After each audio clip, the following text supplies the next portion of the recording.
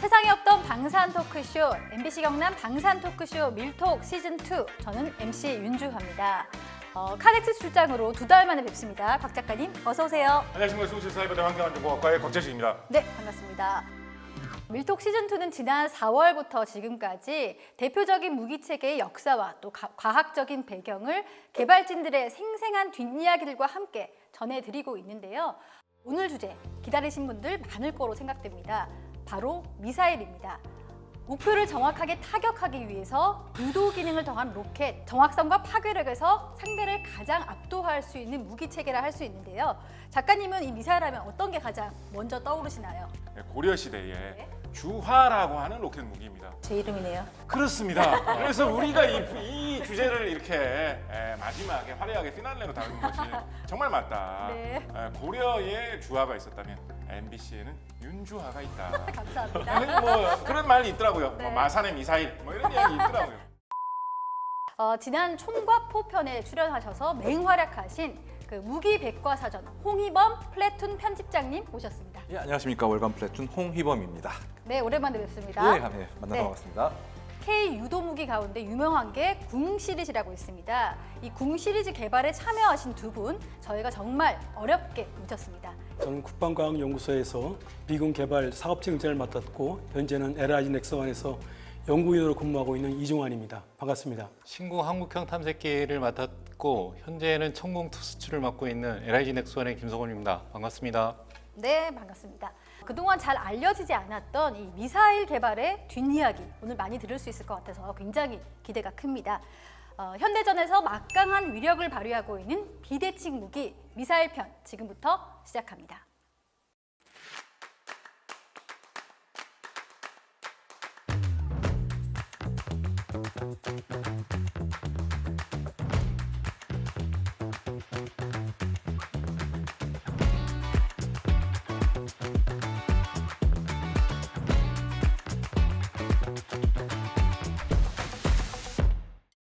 자, 미사일 편 시작하기 전에 용어부터 정리를 하면 좋겠는데요. 굉장히 용어가 어렵습니다. 우선 비궁은 유도 로켓, 또 현궁은 대전차 미사일, 천궁은 지대공 유도 무기, 미사일 요격 체계 등등 굉장히 다른 언어로 부르고 있습니다. 유도 무기, 미사일, 로켓 어떻게 차이가 있는 건가요?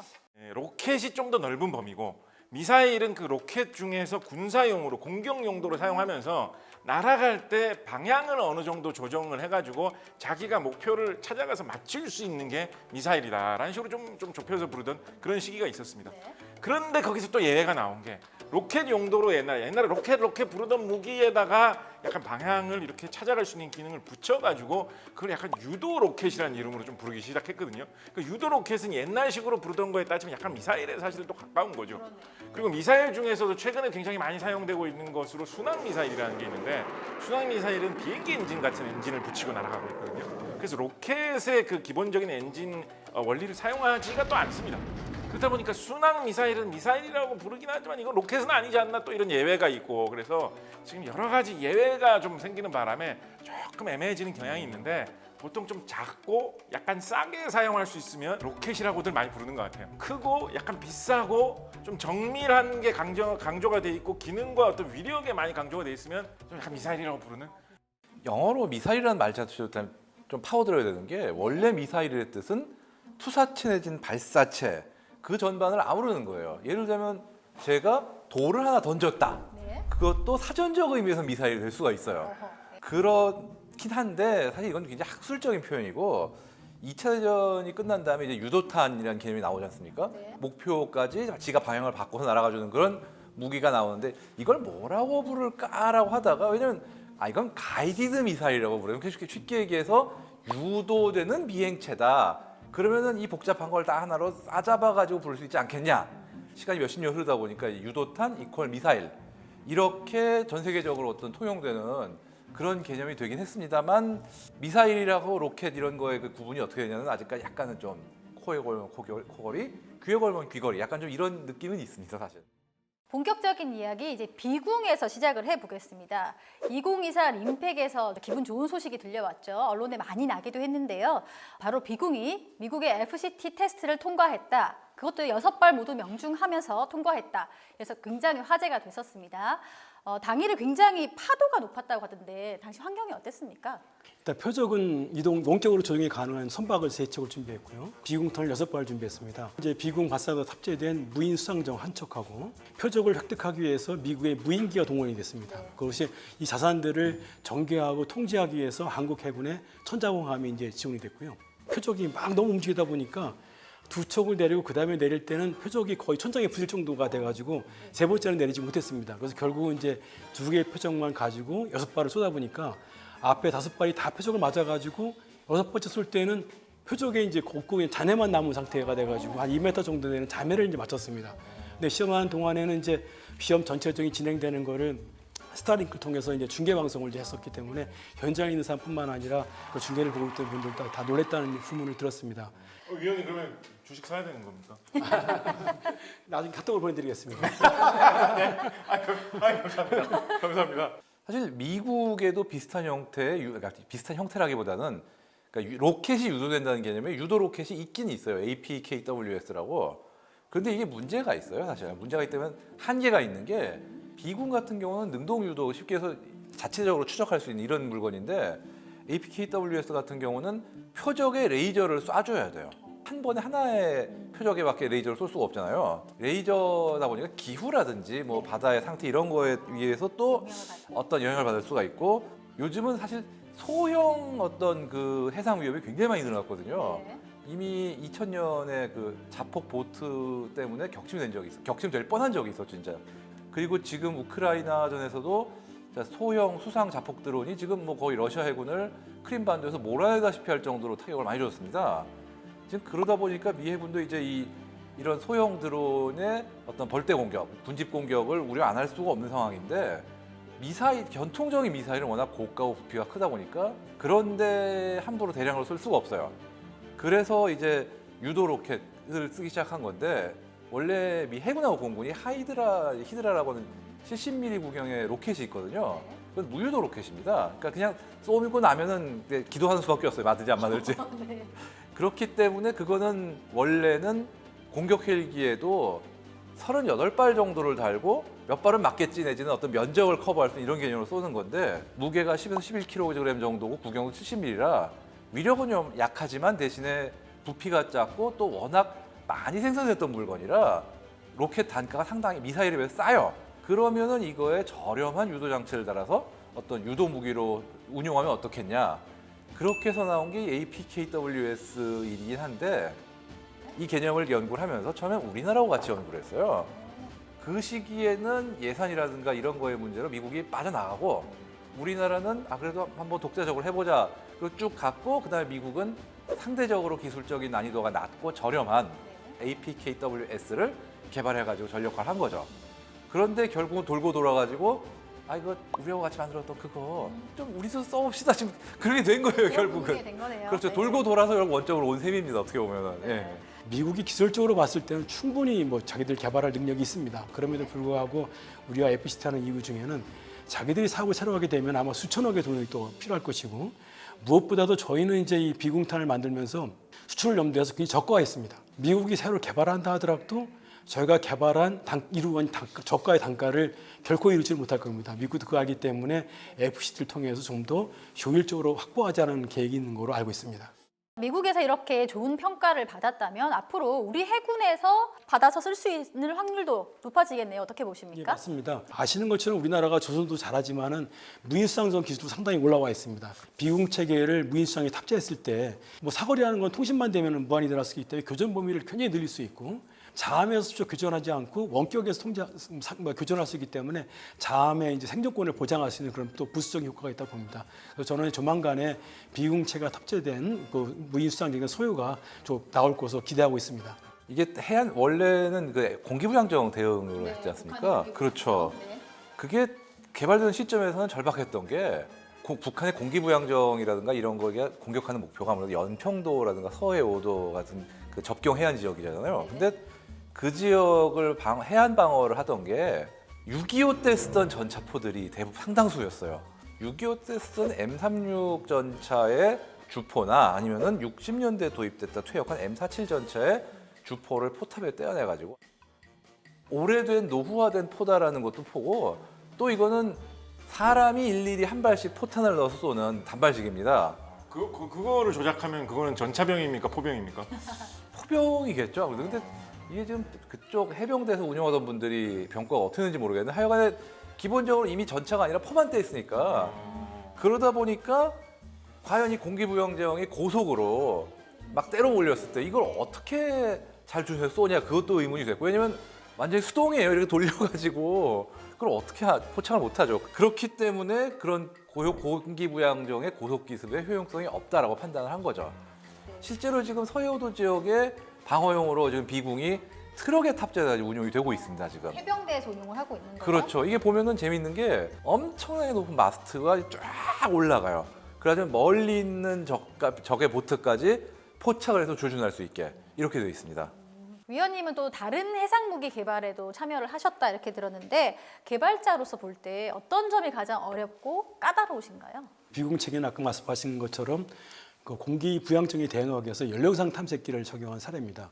연료상 탐색기가 적용된 경우는 이제 적용을 하면 표적 근처까지는 이제 관성부이라는 걸 통해서 날아가고 표적 근방에 이르게 되면은 탐색기가 눈을 뜨고는 표적을 자동으로 탐지촉하는 이제 보통 발사후 망각, 파이어 앤 포겟 방식이라고 하는데 눈 달린 히드라군요, 완전. 예, 그렇습니다. 이 전 세계에 2.75 유도라켓이 몇 종류가 있습니다. 근데 비국만이 발사후 망각 방식이고 나머지는 다 APKW, WS처럼 세마이큐브 레이저 방식이라 그래가지고 외부에서 레이저를 쏴서 이제 반사되는 걸 추적하는데 그 나름대로 특징은 여러 가지 표적, 여러 개 표적이 있을 때 정밀하게 조절할 수 있는 장점은 있지만 해상 표적의 경우는 해상 표적은 이제 특성상 파도에서만 움직이다 보니까 지속적으로 그걸 조사하기가 거의 이 불가능합니다. 레이저 포인트 같은 걸로 이렇게 계속 한 방향으로 찍어줘야 되는데 이거 이렇게 파도 때문에 움직이니까. 예. 반면에 연료상 탐색기는 발사와 망각 방식이나 좋은 장점이 있지만 함정이 달리다 보면 표적 함정 주변으로다가 물보라가 많이 일어납니다. 이 웨이크나 물보라가 연료상 탐색기를 봤을 때는 표적하고 막 표적을 뒤집어 싸가지고 표적을 인식하는 게 굉장히 어렵습니다. 그래서 그거를 추적하는 기술을 개발하는 게 좀 어렵고요. 또는 이제 다수로 오는 표적에 대해서 이제 우리가 교전하다 보면은 내가 첫 번째 표적을 맞추면 거기서 화재가 발생할 수 있는데 그럼 그 옆에 표적을 쏘려고 할 때 내가 의도하지 않게 이쪽을 조준했지만 탐색기는 오조준에서 이쪽 불나는 쪽으로 많은 시행 오차를 통해서 개발해가지고 현재 이제 그 비궁이라는 체계를 개발하게 됐습니다. 아까 말씀하셨던 그 레이저 반응 유도 방식이 우리나라에 안 맞는다고 하셨는데 사실 그게 우리나라도 꽤 오래전에 경험을 했습니다. 그 대한 미사일을 개발할 때 처음 시도했던 게 바로 그 방식입니다.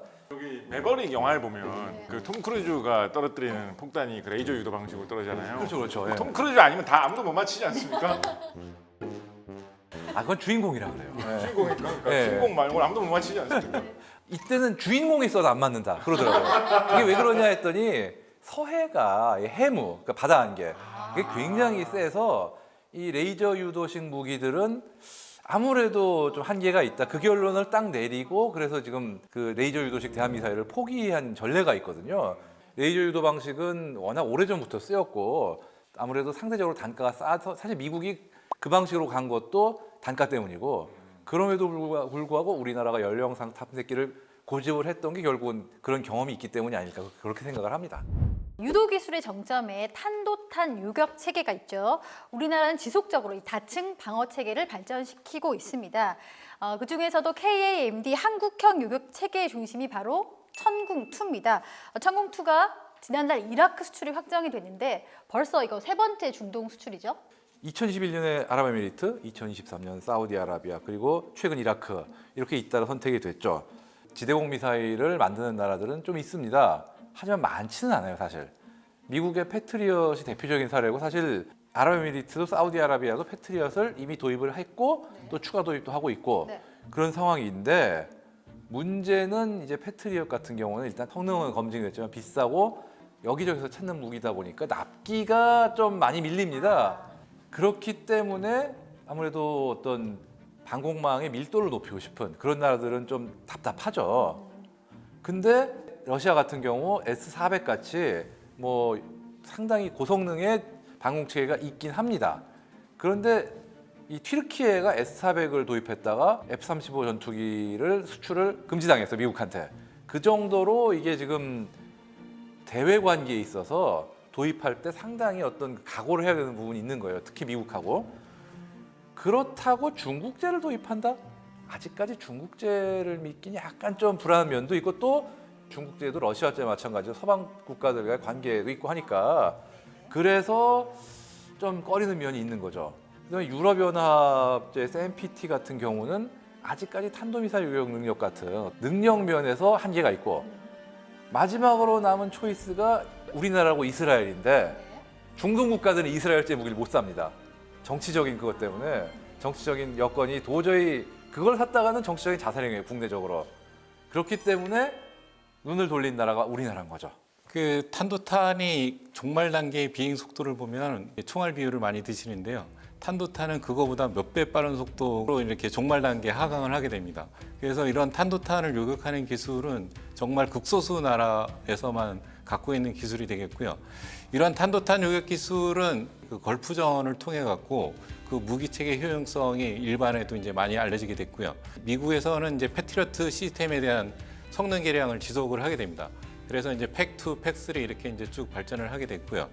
우리나라 같은 경우에는 북한에서 핵 위협하고 탄도탄에 대한 이제 위협이 계속 증가가 되면서 삼축 체계에 대한 이제 무기 체계 개념을 수립을 하게 되고 삼축 체계 중에서 KMD라는 다층 방어 무기 체계 개념을 만들게 됩니다. 그리고 이제 우리가 수출하게 되는 천궁은 그 다층 방어 체계 중에서 한국에서 독자적으로 기술 개발을 해갖고 우리를 보호할 수 있는 무기 체계가 되겠고요. 이거와 관련돼 갖고 방금 말씀 주신 나라들에서 과연 무기 체계가 효과가 있을까? 정말 한국군에서는 잘 운영이 되고 있는 무기 체계인가? 그런 부분에 이제 질문들이 많았었고요. 그런 질문들을 이제 해소를 하기 위해서 우리나라에 방문을 몇 차례 했습니다. 그래서 그 시험장에서 실제 탄도탄 요격하는 사격도 참관을 해보고 그다음에 이제 한국 공군 포대도 방문을 해서 한국군이 어떻게 운영을 하는지 운용 상황도 다 보고 이 무기 체계가 정말 시험 평가가 잘 됐고 한국 공군에서도 아주 효용성 높게 잘 운영이 되고 있구나라는 거를 이제 고객들이 알게 됐고요. 그런 이제 신뢰가 얻어지면서 그 UAE를 비롯해서 사우디아라비아, 이라크 수출을 하게 되었습니다. 보통 일반 회사에서는 빨리 내려오라고 할 때, 야 총알처럼 내려와 뭐 이런 식으로 얘기하는데 우리 팀장님 회사에서는 탄도탄처럼 내려와 이런 식으로 얘기하나요? 우리가 지금 당면한 위협 중에 하나가 또 포병입니다. 근데 포병 중에서도 또 다연장 로켓이라든가 단거리 탄도미사일 같은 그런 것들의 위협은 워낙 숫자가 많기도 하니까 이 천궁만으로는 대처가 안 되거든요. 그래서 뭐 흔히 얘기하는 한국형 아이언돔이라고 언론에 많이 소개가 된 LAMD라는 프로젝트가 진행 중이라고 합니다. 그러면 북한에서 소위 말하는 방사포라는 걸 공격을 하면 방어를 한다 이런 건가요? 그렇죠. 전에는 그 방사포나 포병 사격이 있을 때 적의 포병이나 발사대를 선제 공격하는 아니 선제 공격까지는 못하더라도 최대한 단기간에 공격으로 처리하는 그걸로 이제 제압을 하려고 했지만 그것만으로는 아무래도 좀 모자란다라는 여론이 있으니까 이렇게 방어 수단도 같이 강구하고 있는 중입니다. 근데 아이언돔하고 비교했을 때 이스라엘의 아이언돔하고는 좀 1대1 비교는 안 되는 게 이스라엘 같은 경우는 진짜 인구 밀집지대 대부분을 다 막아주겠다. 출발은 거기서 시작을 한 거고 실제로 꽤 넓은 면적을 보호해주고 있거든요. 그런데 우리나라는 똑같이 가기 힘들어요. 왜냐하면은 워낙 많이 쏘니까.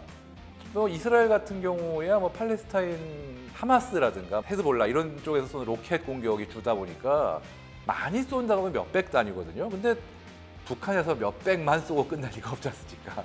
거기에다 또 엄청나게 다른 장사정 포병도 있고 그렇기 때문에 우리나라가 서울 및 수도권 전체를 이스라엘이 아이언돔으로 하듯이 쫙 커버하기는 약간 좀 어렵긴 해요. 우리나라가 생각보다 좁은 나라가 아닙니다. 어떻게 비교를 해보면은. 그렇기 때문에 아마 이 LAMD는 뭐 수도권 전체를 딱 보호해준다기보다는 핵심 요충 지역들에 대한 보호가 중심이 되지 않을까 싶은 그런 어떤 느낌이 있습니다. 지금 안보상 안 좋아지면 역세권처럼 LAMD권에서 살아야 된다 뭐 약간 이런 거 나올까요? 글쎄요. 근데 아마 그게 구체적으로 어디가 LAMD 보호를 받는지 아마 기밀이 될 거예요. 아직 개발이 완료가 안 된 상태이기 때문에 아직 어떻게 될지는 모르는 상태고요. 네. LAMD는 아마 해궁이라고 하는 함대공 미사일을 기반으로 개발이 될 것 같고요.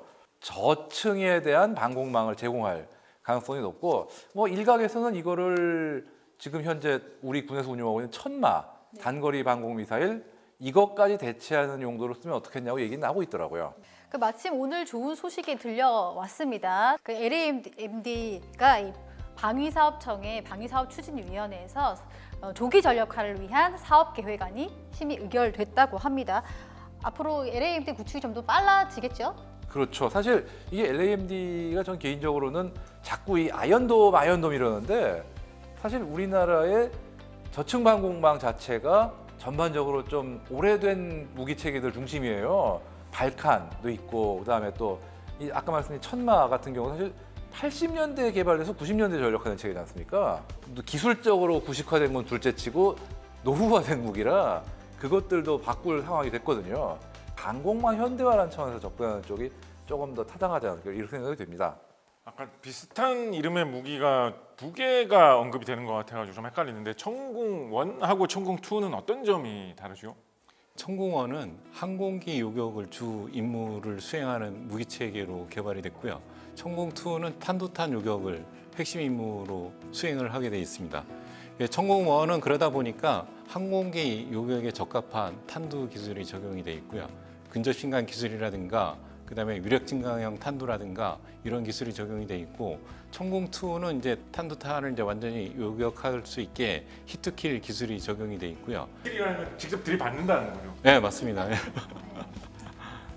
그리고 이런 히트킬 기술은 사실 패트리어트 MSE에 그런 기술이 적용이 돼 있는데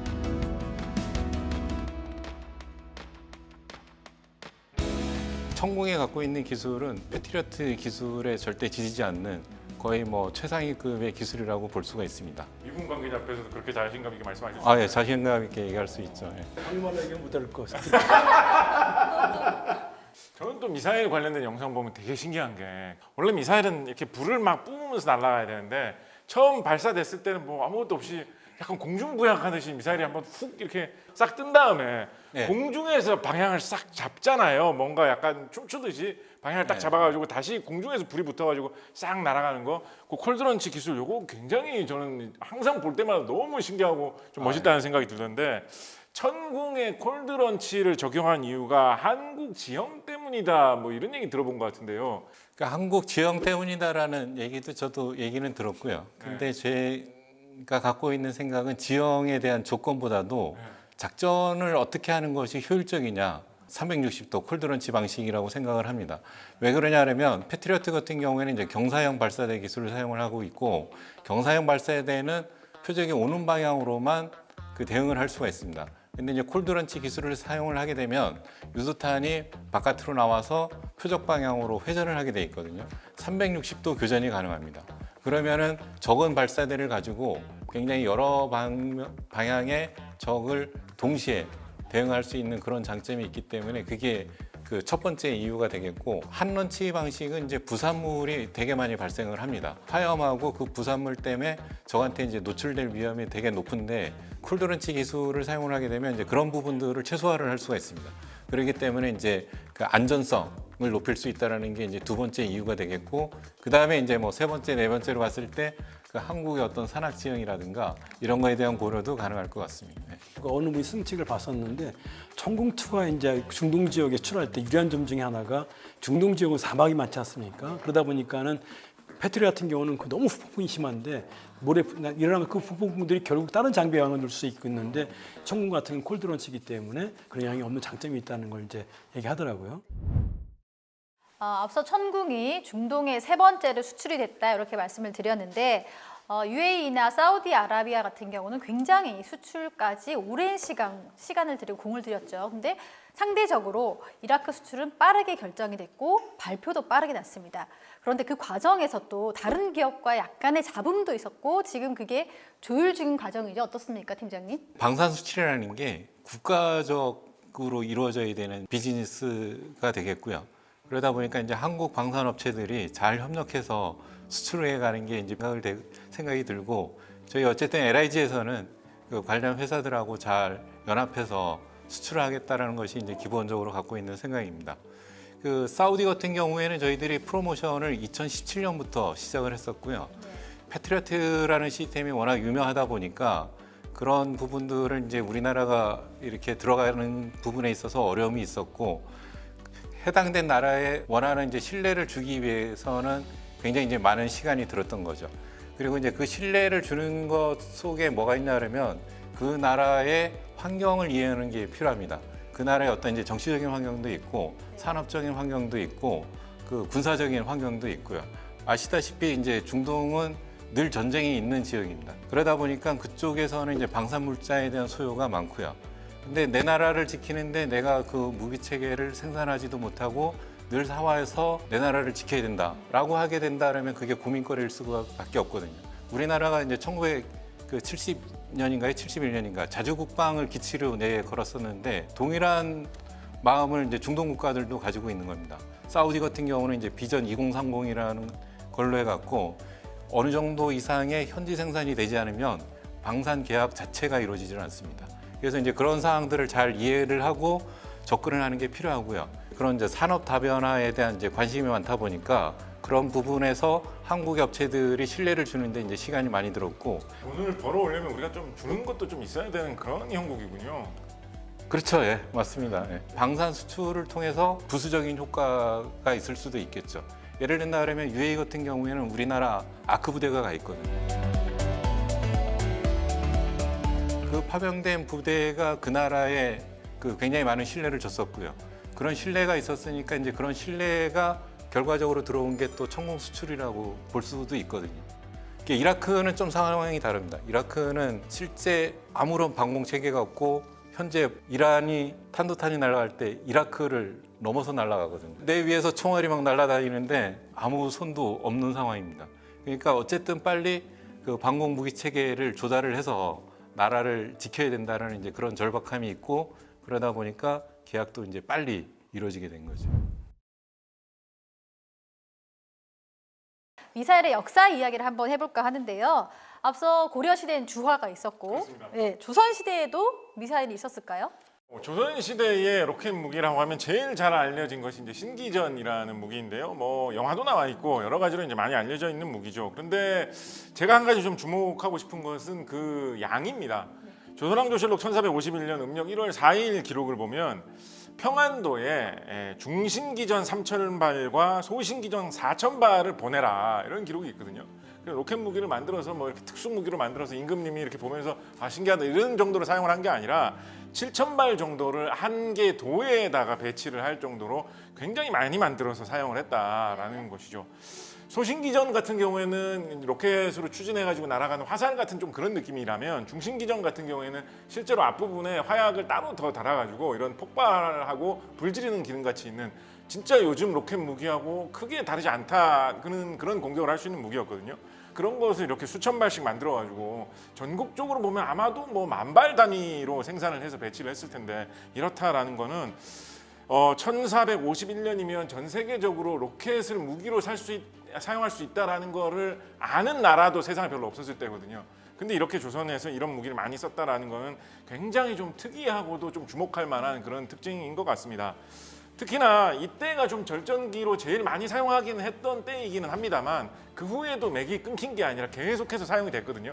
18세기의 열하일기나 뭐 이런 서적 같은 걸 보면 중국에 가서 불꽃놀이를 본 뭐 조선의 그런 사신 이런 사람들이 아 저거는 조선의 신기전하고 비슷하네 이런 식으로 감상을 말하는 장면이 남아 있는데 조선 시대가 거의 끝날 때까지도 신기전은 이제 꾸준히 사용이 되었다라는 것이죠.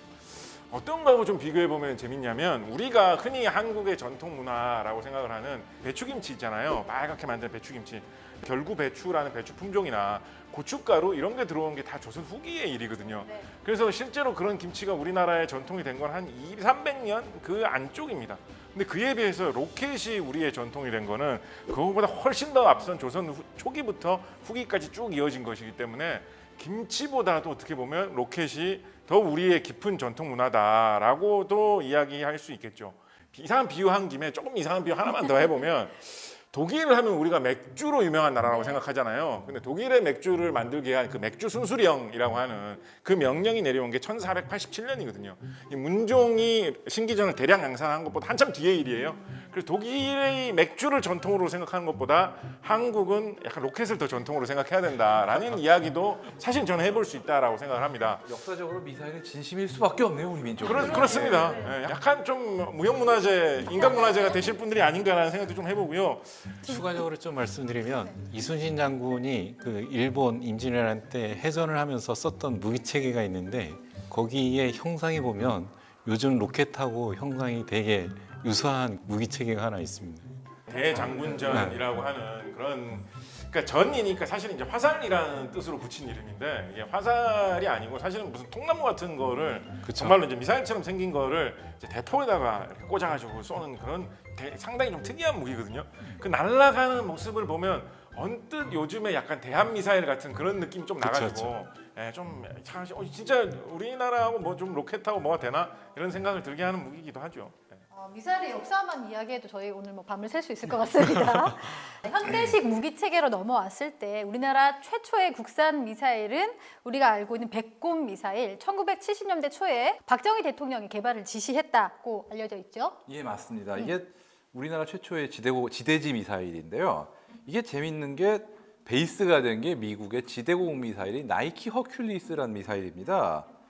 이게 나이키 미사일 같은 경우는 일단 우리나라에 실전 배치된 시점에서 이미 미국에서도 단종이 되고 앞으로의 그 어떤 부품 조달 이런 게 살짝 걱정되기 시작하는 시점이었고 거기에 더해서 이게 좀 지대지 능력이 있긴 있어요. 그러니까 대공 미사일이지만 멀리 떨어지는 적의 지상 목표를 타격할 수 있는 능력도 있는데 이게 조금 한계가 있는 게 전파를 표적적으로 쏘면은 그 전파를 따라서 미사일이 날아가는 방향 방식이기 때문에 표적 지역에 대한 정확도가 썩 좋지 않습니다. 지대지로 쓸 때는.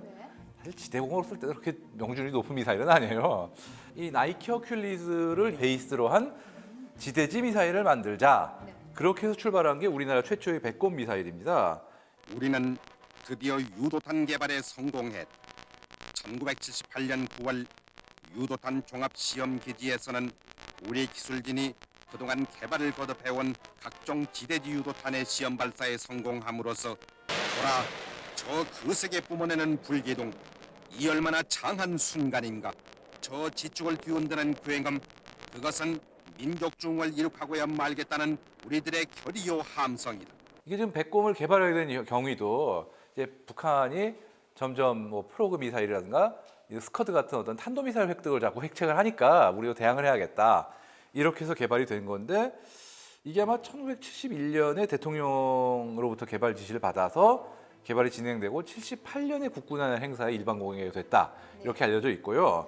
사거리 180km에 탄두 중량 1000파운드 이렇게 잡혔어요. 사실 이게 바로 딱 이 백곰의 성능인데 미국이 아니 내가 왜 탄도미사일을 만들어? 이렇게 해가지고 막 티격태격을 하다가 아 좋아 그러면은 이 정도까지는 봐줄게라고 한 게 그 백곰의 성능이었다 이렇게 얘기가 되는 거죠. 있는 거를 뺏지는 않겠다 약간 이런 느낌이군요. 뭐 사실 그 정도 사거리면은 흔히 얘기하는 어떤 미사일 확산 방지 조약 이거에도 위배는 안 되는 거고 그러다 보니까 300km거든요 그게 기준이. 그러다 보니까 미국도 그래 니네 그 자체 방위권 차원에서 이 정도까지 허용해주겠지만 더 센 건 만들지 마라 어떤 이런 차원에서 딱 못을 박은 거죠. 그렇게 만들었는데 아쉽게도 양산이 안 됩니다. 1979년 80년 사이에도 정치적으로 굉장히 혼란기였죠. 그러고 나서 정권이 교체되면서 일단 백곰 사업이 취소가 돼요. 그래가지고 백곰 자체는 양산이 안 되고 끝났습니다만 맥이 완전히 끊어진 건 아니에요. 왜냐하면은 그러고 나서 얼마 뒤에 83년에 아웅산 테러가 있었죠. 그러면서 5공화국 정권에서 생각을 바꿉니다. 이거 북한 상대로 우리도 어떤 자체적인 타격력이 역시 필요하겠구나. 그래가지고 어떤 백곰을 개발했던 노하우를 어느 정도 기초로 삼아가지고 현무일 지대지 미사일을 만듭니다. 근데 이 현무 같은 경우 물론 똑같진 않지만 백곰하고 외관상으로 상당히 유사해요. 어떻게 보면 백곰의 개량형이고 또 한마디로 백곰의 현대화 같은 무기를 만들어가지고 백곰보다 좀 더 명중률이 높아졌다고 알려져 있고요. 근데 78년에 저희가 백곰을 개발했을 때가 전 세계 탄도탄 개발에서 7번째입니다. 북한보다 당연히 빨리 개발을 했고 그 이후에 저희가 기술적으로 굉장히 발전할 수 있었음에도 불구하고 저희가 족쇄로 잡혔던 게 미사일 지침입니다. 미측하고 된 미사일 가이드라인이라 그래가지고 너희는 180km, 탄두 500km를 넘으면 안 돼. 그게 뭐 상당히 오랫동안. 그래서 저 머릿속에는 이도탄은 180km가 그냥 그 당시 항상 빌도탄 180km밖에 안 돼. 그게 머리에 박혀 있었어요. 그렇게 그렇지만 이제 그 사거리는 이제 제한되어 있기 때문에 우리가 개발돼서 뭘 보여줄 수는 없지만은 기술적인 측면은 상당히 누적을 해놨습니다. 그러다가 이제 미사일 지침이 바뀌면서 300km, 뭐 800km, 2021년에는 이제 제한이 없어지면서 근래 국군의 날 행사할 때 보시면 현무3, 현무4, 현무5가 나오는데 순식간에 나오는 것이 그것이 그동안에 개발된 이제 기술로 이루어졌다 볼 수 있고요. 그 지침이 해제되면서 가장 좋아할 사람들은 국방과학연구소의 그 연구원들이 아닐까 저는 그렇게 생각합니다. 왜냐하면은 그분들이 각종 연구 개발을 하면서 아버지를 아버지라 부르지도 못하고 형을 형이라 부르지 못하는 그런 이제 어려움이 있었는데 개발 그 여력은 충분히 있는데 800kg, 500kg 뭐 이렇게 묶여 있는 그런 것 때문에 참 어려움이 많았을 텐데 그게 다 해제가 되면서 마음껏 연구할 수 있는 환경이 조성된 것 같아요. 저는 90년대에 어떤 기술적인 도약이 생겼고 2000년도부터는 이제 부흥 시기로 와서 지금은 상당히 정점에 와 있는 시기가 도달했다고 보고 있습니다. 불곰 사업이라고 우리나라가 러시아 무기에 관한 기술을 많이 도입하고 러시아 무기를 많이 들여왔다라는 그 시대에 얽힌 이야기들이 꽤 많이 여러 가지 무기에 서려 있는 편인데요. 듣자 하니 미사일 개발을 하는데도 불곰 사업에 영향을 받은 부분이 있다, 뭐 이런 이야기를 들어본 것 같은데 그런 게 정말로 있습니까? 기술적인 측면에서는 이제 그 불곰하고는 특별한 관계는 없습니다. 그래서 불곰 사업 자체는 이제 그 당시에 뭐 불에 나는 공기 부양정, 그다음에 휴대용 대공 유도탄, 그다음에 민스크라는 또 항공모함도 받아왔고, 그래서 그러한 어떤 물자적인 측면에서는 받아왔지만 기술 측면에서는 이제 별도 활용은 없고 별도의 제가 기술 협력을 통해서 이제 개발을 했습니다. 듣다 보니까 또 궁금해지는데 지난 여름 파리 올림픽 때 우리나라에 메달을 안겨준 종목들이 활, 총, 칼 이런 것들이었습니다. 어떻게 해서 대한의 전사들은 활, 총, 칼을 이렇게 잘 다루냐 전 세계적으로 화제가 됐었고 또 관련 밈도 유행을 했었는데 특히 그 양궁은 30년째 우리나라가 넘사벽 세계 최강을 자랑하고 있죠. 그래서 궁금한 게 우리가 이렇게 양궁도 잘하고 또 유도 무기도 잘 만드는 명중에 집착하는 이유, 잘하는 이유 뭐라고 생각하십니까? 저는 양궁에 대해서는 제가 알 수는 없고요. 유도 무기에 대해서 저는 하나 언급하고 싶은 것은 IT 산업의 기반이 튼튼하기 때문에 유도 기술에 필요한 각종 이런 전장 기술이 많이 발전돼 있다는 거, 그 기반이 튼튼해서 많은 걸 잘할 수 있지 않느냐라는 생각을 많이 해봅니다. 미사일이라는 게 방식이 여러 가지가 있겠습니다만 굉장히 수명이 짧은, 수명이 1, 2분밖에 안 되는 어떤 날아가는 로봇이라고도 생각할 수 있는 거거든요. 발사됐다, 내가 태어났구나, 어디가 내 목표인지 갔다가 들이받는다. 한 2분 정도 살다가 생을 마감하는 로봇 같은 거라 볼 수 있거든요. 내부에서 다 자동으로 판단이 이루어져서 가줘야 되는 것인데 그거를 개발하기 위한 IT 산업이 튼튼하다라는 게 사실은 어떻게 보면 무기 개발하기 위해서 굉장히 강한 자산이죠. 반도체 공업이 우리나라가 굉장히 튼튼한 편인데 반대로 말하면 반도체 산업이 튼튼하지 않은 나라들은 이런 IT 산업의 결과로 만들어져야 되는 전자부품을 구하기가 어려워서 미사일을 고도화시킬 수 없는 그런 곳들이 많거든요. 그래서 이제 항상 뭐 어떤 딴 나라를 군사적으로 제재하겠다라고 하면 제재 부품으로 들어가는 게 주요 고성능 반도체들을 다 제재를 해버리면 미사일의 다른 부분 하드웨어를 잘 개발해도 소형으로 들어가는 이 컴퓨터 부품을 만들 수가 없으니까 뭐 미사일, 그래서 그런 이야기 많이 있잖아요. 무슨 뭐 우리나라에서는 흔히 사는 이런 게임기 같은 거를 뭐 예를 들면 뭐 러시아나 중국이나 이런 데서는 수출을 못하게 막는 경우가 있다. 왜냐하면 그 게임기를 사다가 그걸 분해해가지고 거기에 있는 반도체를 뽑아서 미사일이나 무기 개발하는 데 꽂을 수가 있기 때문에 그런 게 수출이 안 되는 나라가 있다. 이런 얘기가 나오듯이 실제로 뭐 이란이라든가 러시아 같이 제재 많이 받는 나라에서는 미사일 그런 표본 같은 게 떨어지고 나면 그걸 분해해가지고 아, 이 반도체는 세탁기에서 뽑아낸 반도체구나. 뭐 이 반도체는 무슨 자동차에서 뜯어낸 거구나. 뭐 이런 식으로 알아보는 경우도 있다라고들 하는 이야기가 있거든요. 그런 것을 보면 반대로 우리는 이 IT 산업의 기반이 튼튼한 게 이런 유도 무기 개발에 좋은 그런 저력이 되지 않았을까 생각을 해봅니다. 한국 사람들이 약간 성향이 압정형 성향이 있습니다. 그러니까 예, 이렇게 압정이 왜 끝에 핀이 있지 않습니까? 네. 어떤 뜻이냐면 맡은 분야에 대해서 책임 의식이 강하고요. 그거에 대해서 이제 파고드는 게 깊습니다. 사실 유도 무기를 보시면 굉장히 복합적인 기술이 들어갑니다. 전자기술도 들어가고 광학기술, 화학기술, 기계기술, 그다음에 에어로다이나믹 관련된 기술은 기본이고요.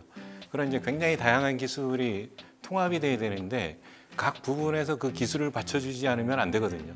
그런데 한국은 각 부분에서 책임감 있게 집중력 있게 그 기술들에 대해서 열정을 갖고 접근을 하고 계십니다. 특히 우리 국가연에서 그런 것들 잘해주시고 계시고요. 그런 것들이 이제 성과로 나오다 보니까 그런 이제 무기 체계들을 빨리빨리 만들어낼 수 있는 바탕이 된 것 같습니다. 그 국궁은 물소불을 가지고 만들잖아요. 근데 물소불은 당연히 우리나라에서 나는 게 아니에요. 그거를 그 옛날부터 일일이 수입을 한 거예요. 최고의 성능을 내기 위해서라면은 수입이 힘든 물자라도 수입을 해가지고 어떻게든 만든다 할 정도로 정말 진심이었던 거죠. 실제로 국궁이 성능이 일본 화알보다 나아요. 최무선이 고려 시대부터 벌써 화약을 어떻게든 조달해가지고 우리나라에서 만들잖아요. 그만큼 장거리 투사 무기 옛날부터 진심이었다. 근데 그게 어떻게 보면 필요에 의한 게 우리나라가 결국은 모든 방향에서 적에게 둘러싸여 있고 또 이 모든 적국이 우리보다 인구도 많고 국력이 센 나라다 보니까 어떻게 보면 최대한 멀리부터 적을 처벌하기 시작해야지 우리가 살아남는다. 이런 게 잠재적으로 옛날부터 있었던 것 같긴 해요. 또 임진왜란 때도 보면 사실 우리가 조총에 당했다고 해서 화약 무기가 발달 안 한 나라처럼 착각들을 하시는데 조총만 없다 뿐이지 그 외에 다른 화학 무기 분야들은 모두 일본보다 앞서 있었어요.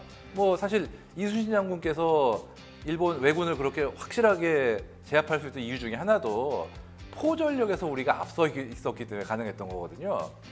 그리고 그거는 또 고려시대부터 왜구를 상대하다 보니까 이게 또 일본 쪽들이 흔히 얘기하는 단병 접전 등 뭐 칼싸움, 창싸움 이것저것 우리보다 좀 잘하다 보니까 거리를 둔 원거리 전투에서 제압을 하려다 보니까 포가 일찍부터 발달할 수밖에 없던 그런 것도 있고요.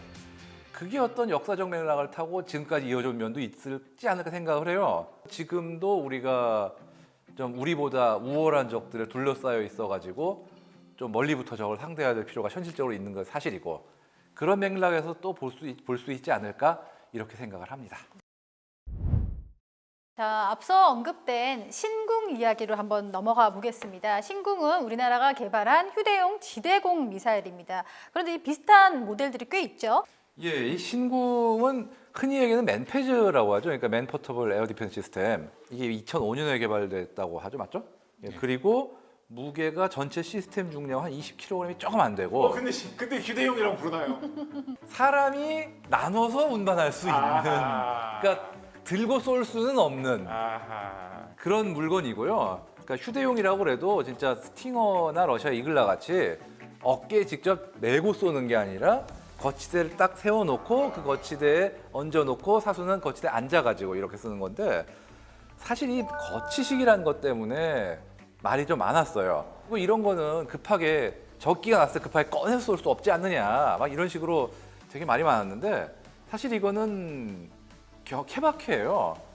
우리나라에 신궁할 때 디자인에서 영향을 많이 받는 게 프랑스의 미스트랄이거든요. 근데 이 미스트랄 같은 경우도 거치식이지만 그게 많은 나라에 수출이 해서 지금도 애용이 되고 있는데 이게 불편하고 민첩하지 못해서 못 쓰겠다는 말을 한 나라에서도 안 들었어요. 근데 문제는 그렇게 오래 들고 있으면 사실 스팅어도 16kg이나 돼요. 생각보다 무게가 가볍지가 않습니다. 오래 메고 있으면은 엄청 피곤합니다.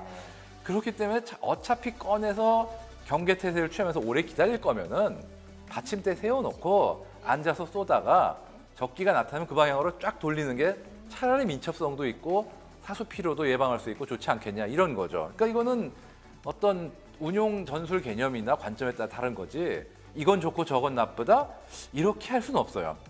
참고로 성능은 이제 사거리 자체로 보면은 스팅어라든가 이글라 같은 다른 체계들도 한 5km 정도고 탄두 위력 같은 경우도 대체로 비슷한데 그러니까 스팅어와 미스트랄의 중간 정도라고 봐야 될까요? 예, 맞습니다. 그 정도로 보면 될 것 같습니다. 이번에 평균적인 수준이지만 나쁘진 않은 이렇게 보면 될 것 같습니다. 예. 스팅어가 16kg라고 하는데 16kg면 저희 집에 애 무게거든요. 이거를 휴대용이라고 해가지고 항상 들고 다니기보다는 차라리 이제 유모차 같은 거를 이렇게 갖고 다니다가 그러네요. 펼쳐놓고 내려놓는 게 오히려 더 나을 수도 있다. 그렇죠. 예. 사실 스팅어가 받침대가 없으니까 이거는 뭐 특수부대나 보병이 들고 다니면 쏠 수 있지 이렇게 얘기하는 사람들이 있는데 미군들도 이거 어떻게 메고 다니냐고 차에 싣고 다녀요 결국은. 이게 말이 쉬워서 휴대용이지 휴대가 그렇게 말같이 쉬운 게 아닙니다. 네.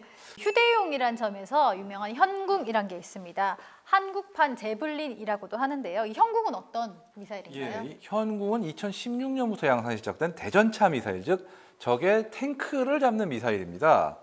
이게 무게가 한 15kg 정도 되나? 그 정도로 알고 있고요. 사람이 들고 이건 진짜 들고 쏘는 거예요. 예. 한 3kg밖에 차이 안 나는데, 그죠? 아무래도 이 정도 되면 사람이 들고 쏠 수 있지만 확실히 무겁기 때문에 우리 군에서는 그냥 사람이 막무가내 들고 다니는 것보다는 그 전술 차량의 거치에서 쏘는 걸 더 선호합니다. 우리나라가 보유한 대전차 미사일 중에서는 최초로 발사 후 망각형, 한마디로 쏘고 나면은 내가 아무 일도 할 필요 없이 잊어버려도 되는 그런 물건입니다. 이게 유도 방식이 일단 조준 장비로 적의 표적을 포착했다. 그럼 그 영상을 미사일에 입력을 해주면은 미사일이 쏘고 날아가면서 자기의 연령상 탐색기로 그 기억했던 거하고 일치하는, 그러니까 실루엣이 일치하는 표적을 찾아가요. 말 그대로 적의 모습을 보고 쫓아가는 거죠.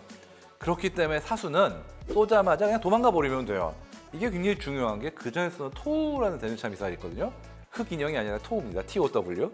이 토우는 쏘면은 발사돼도 사수가 도망갈 수 있는 게 아니라 사수가 조준기로 계속 표적을 따라가 줘야 돼요. 왜냐하면 조준기가 딱 지켜보는 그 지점으로 미사일이 날아가기 때문에 적이 그 발사 지점을 파악하고 공격을 한다고 하면 정말 미사일 명중을 포기하거나 내가 목숨을 걸거나 둘 중에 하나가 돼버리는 거죠. 그렇기 때문에 문제가 있었는데 이거는 그런 문제가 없고 또 이 발사기에 드는 조준 장치 이거를 떼가지고 따로 연령상 어떤 관측 장비를 쓸 수가 있어요. 그렇기 때문에 조준 장비만 들고 이렇게 밤에 볼 수가 있는 거죠. 또 재밌는 게 이것만 떼서 보다가 표적을 발견하면은 곧바로 미사일에 결합을 해가지고 쏴도 되고. 이게 사거리는 한 2.5km라고 대원 표현 나오는데 사실 그거보다 더 나와요. 발사를 했는데 표적이 3km밖에 있는 오토바이였다고 합니다. 맞췄어요. 그러니까 이게 전차가 아니라 진짜 작은 표적에 대해서 심지어 제원표상 써 있는 것보다 더 먼 거리까지 맞출 수 있다 이런 얘기죠. 그러니까 조건에 따라서는 꽤 멀리까지도 갈 수 있다 이렇게 얘기할 수 있을 것 같습니다. 그리고 마지막으로 중요한 특징인데 어떻게 보면 이게 진짜 무서운 게 이거예요. 그 토 같은 경우는 정면을 쏘면 정면만 맞습니다. 위로는 못 쏘고. 근데 이거는 원하면은 표적의 정면을 때리게 할 수도 있고 이렇게 곡사를 해가지고 머리 위로 날아가게 할 수도 있고. 그런데 제일 전체에서 취약한 부분이 위거든요.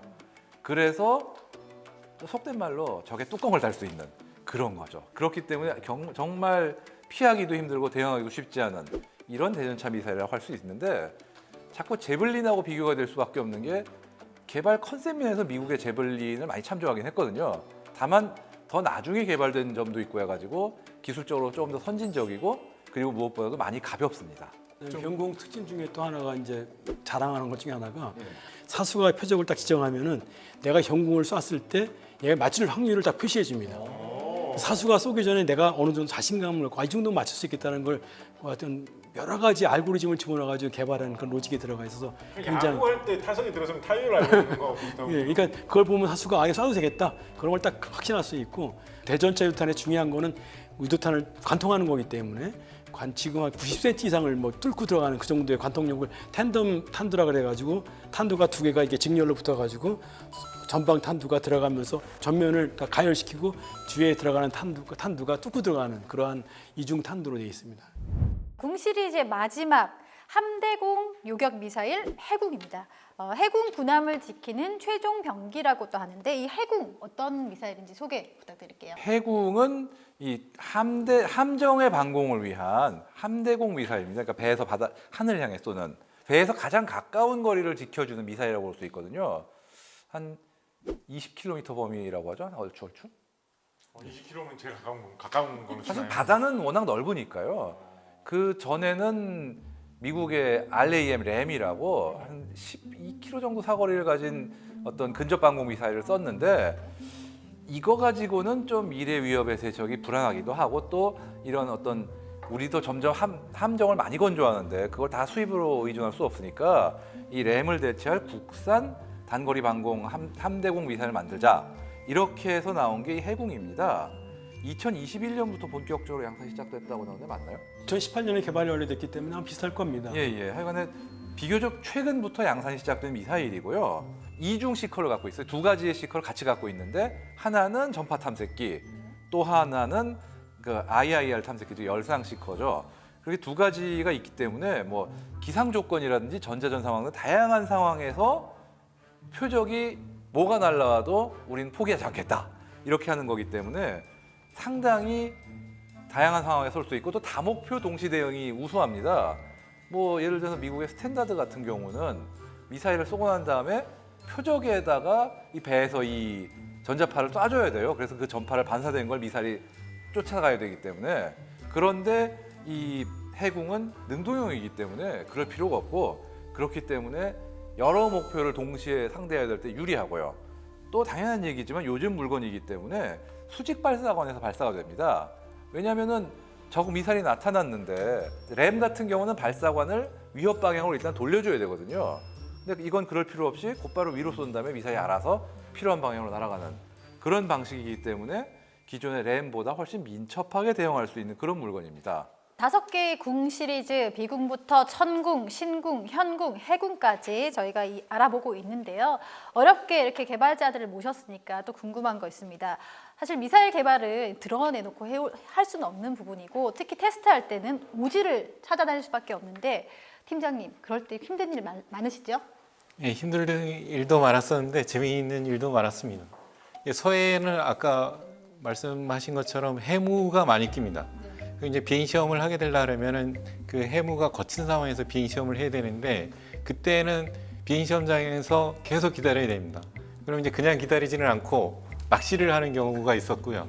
그래서 낚시 큰 물고기는 못 잡고 조그마한 물고기 잡으면서 시간 보냈던 경우도 있고. 유도무기는 단발 승부기 때문에 쏴서 그냥 잘못됐네라고 쏘는 순간 벌써 실패입니다. 내가 그다음 늦었을 때. 그래서 저는 이제 얘기하기를 유도탄 비행 시험은 성공 천국, 실패 지옥이라고 그럽니다. 방위산업 불모지에서 이 짧은 시간에 세계 최고의 유도무기 성능을 가진 미사일 체계를 갖추게 되었습니다. 그럼에도 불구하고 여기서 멈출 수는 없겠죠. 당장 뭐 앞으로 새로 미사일을 개발하는 것들도 열심히 새로 개발해야 되고 기존에 개발된 체계들의 개량도 정말 꾸준히 해야 되지 않을까 이런 생각이 듭니다. 이스라엘 같은 경우 우리나라로 따지면 현궁에 해당하는 스파이크 미사일이 있거든요. 그런데 이 스파이크 같은 경우는 스파이크 아마 기본형이 MR 중거리형이라고 하니까 그게 제일 기본형으로 할 수 있는데 그걸로 끝나는 게 아니라 소형화되고 사거리가 짧은 거부터 시작해가지고 뭐 사거리가 뭐 20km가 넘어가는 NLOS형까지 정말 다양하게 버라이어티가 늘어나고 있거든요. 그게 어떻게 보면은 고객들한테도 여러 가지 어떤 요구가 있을 것이고 또 그 이스라엘군 자체적으로도 다양한 종류의 표적을 상대해야 될 필요가 있기 때문에 우리도 현궁도 개발했고 그다음에 헬기에 장착하는 천검이라는 미사일도 만들었지만 그걸로 이제 만족을 하지 않고 좀 계속 어떤 발전을 해야 되는 그런 필요가 있다고 봐요. 기존에는 헬리콥터라든가 항공기가 표적이었다면 이제는 또 드론이 또 골칫거리거든요. 이제 또 거기에 대항하기 위해서라도 뭐 알고리즘이라든가 아니면 시커라든가 여러 가지 개량을 할 필요가 있고 하여간에 수출 시장은 계속 변하고 있고 요구도 변하고 있기 때문에 여기에 맞춰서 우리의 유도 무기들을 새로 개발도 해야 되지만 동시에 기존 것들의 개량도 꾸준히 해야 되지 않을까 이렇게 생각을 하고 있습니다. 무기 체계는 생물이라는 생각을 가지고 있습니다. 개발자 입장에서. 그러니까 개발할 때는 최선을 다해서 최신의 기술을 적용을 하고 품질 문제를 완벽하게 극복하기 위해서 모든 노력을 다 하는데 실제 훈련이라든가 실질 상황에서 사용을 하다 보면 뭔가 새로운 것들이 튀어나오거든요. 예측 못하는 것들이 나오죠. 그런 것들이 이제 다시 연구개발 쪽으로 돌아가서 순환을 만드는 게 되게 중요하거든요. 그거를 왜 개발 단계에서 미리 식별을 못하고 개발을 그렇게밖에 못했어 라는 이제 이야기를 한 번씩 들을 때가 있는데 연구원들 입장에서 이제 말씀을 드리면 연구원들은 어쨌든 최선을 다한다. 근데 그게 그 발견된 문제점이 그 연구개발 단계로 다시 돌아갈 수 있도록 그거는 어떤 국가적인 시스템도 마찬가지고 무기 개발 절차가 선순환적으로 돌아갈 수 있도록 많은 응원이 필요한 것 같습니다. 세계적으로 인정받고 있는 유도무기 개발진들과 함께 이야기를 나누고 있는데요. 수출 이야기 여기서 안 할 수 없겠죠. 특히 이 비궁과 천궁은 K방산 수출 천병 역할을 하고 있는데요. 혹시 비궁, 미국의 연내 수출이 가능할까요? 어떻습니까? 이 회사의 주가를 책임지고 있는 발언이 아닐까요? 그래서 비궁 FC가 성공도 되고 그래서 많은 분들이 관심을 갖고 있고 또 미측도 이제 비궁에 대해 성능을 확인한 상태지만 그러니까 비궁 수출이 미국에 되기까지는 미국의 예산 확보라든가 그다음에 소요 제기나 행렬 처리 같은 것들이 있기 때문에 좀 시간은 걸릴 거로 예상됩니다. 네. 그럼 천궁2는 어떻습니까? 제 개인적인 꿈은 10개 국가 이상의 천궁2를 수출하는 게 목표입니다. 그리고 천궁2를 이용을 해서 각국의 공군들이 모여서 같이 사격대회를 하는 그런 모습을 저는 상상을 하고 있습니다. 네. 앞으로 수출을 위해서 계속 노력하겠습니다. 양궁대회 다음에는 이제 천궁대회군요. 네, 저희도 응원하겠습니다. 네. 밀톡 시즌 2 오늘이 마지막 시간입니다. 매번 이 서울에서 먼 창원까지 내려와 주신 신의 한 수 곽지식 작가님 감사드립니다. 특히. 감사합니다. 제가 이제 또 초등학교까지 경상남도에서 다니지 않았겠습니까? 그래서 올 때마다 고향에 오는 것처럼 정말 반갑고 즐거운 느낌이었는데 또 특히 이 방송 같은 경우에는 딴 방송에서는 이제 출연을 하면 뭔가 갖고 있는 거를 그냥 털어놓고 이거 팔고 간다라는 약간 이런 느낌이 있었는데 이 방송에서는 항상 좀 많은 걸 배워가는 느낌 그런 게 있어가지고 너무 좋은 방송이었어서 앞으로도 계속 시즌 3, 시즌 4도 계속되면 좋겠다라는 염원을 품어봅니다. 지난해에 이어서 올해까지 밀톡 시즌 1, 2를 할 수 있었던 힘은 경남을 비롯한 전국의 방산업체 그리고 방산 관련 기관들의 응원과 지지 덕분이었습니다. 우리나라를 넘어서 세계의 평화를 지키는 데 일조하고 있는 K방산 관계자 여러분들, 저희 밀톡도 언제나 응원하겠습니다. 밀톡 시즌 2는 여기서 인사드립니다. 지금까지 밀톡이었습니다. 미국 국가에서 딱 어려워지는 부분이 있습니다. 쉬운 부분 말고 음이 딱 높이 올라가는 부분 And the rocket's red glare 한 되게 높은 부분이 있습니다. 이 부분 가사가 Rocket's red glare거든요. 미국 국가가 생긴 배경이 미국이 영국에서 독립한 나라잖아요. 영국하고 옛날에 많이 싸웠거든요.